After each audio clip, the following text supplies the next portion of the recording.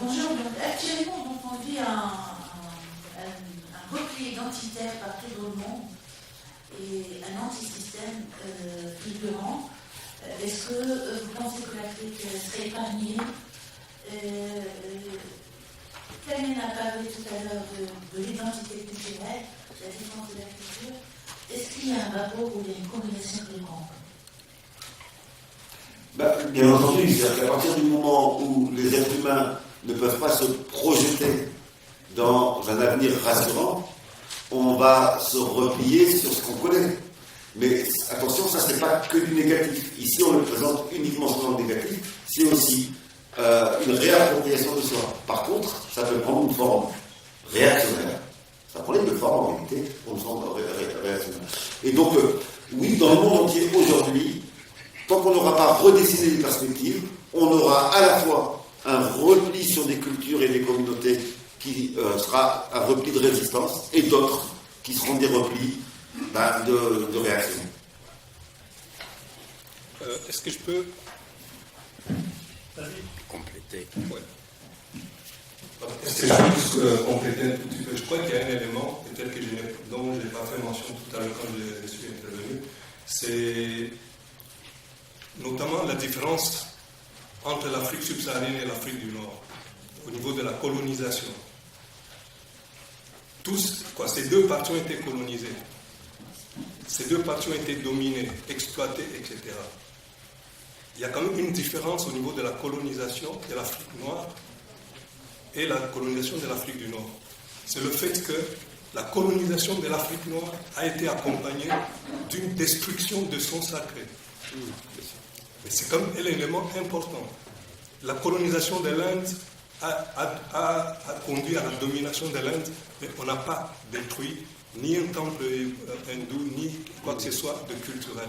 La colonisation de la Corée du Sud, de tout le reste de l'humanité n'a pas entraîné la destruction du sacré. Les seuls territoires qui ont subi la destruction de leur sacré de manière systématique, vous n'avez qu'à visiter le musée d'ethnographie ici à Genève pour voir les résultats de cette destruction du sacré.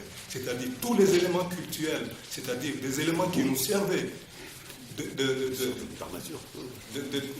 d'être en communication avec ce que nous pensions, qui nous ont créés, ont été détruits, soit brûlés, soit les objets qui étaient considérés comme les meilleurs, les plus beaux, etc., ont fini dans les musées ici. Et donc, c'est un élément qu'on ne peut pas mettre de côté. Donc, la revendication identitaire, c'est une revendication vitale.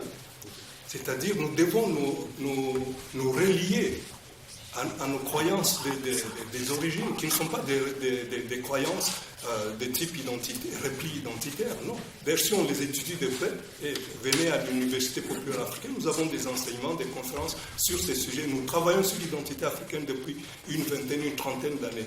Donc, cette question identitaire est capitale. On a essayé de l'éviter, et même la plupart d'intellectuels ont essayé parfois d'éviter, parce qu'elle est multiforme, cette question. Lorsque Malcolm X a mis le X sur son nom Little, il y avait une interrogation. Mais combien d'intellectuels de son époque ont répondu à cette interrogation?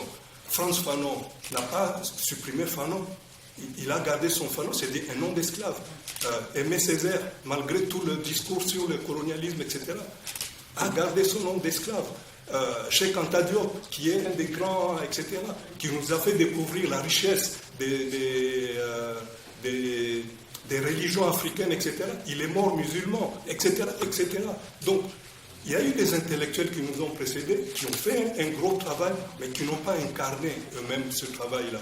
Et c'est ce travail-là d'incarner, de retrouver notre identité, au moins de la questionner, qui reste à être faite et qui fait que, voilà, il y a une grande différence lorsque nous nous rencontrons entre Africains du Nord et Africains subsahariens, il y a quand même une différence. Vous voyez très bien que les Africains, les négro-africains, ont très peu confiance en eux. Mais ils ont très peu confiance en eux parce qu'on a détruit leur sacré, après est-ce qu'ils se relient? Ils flottent.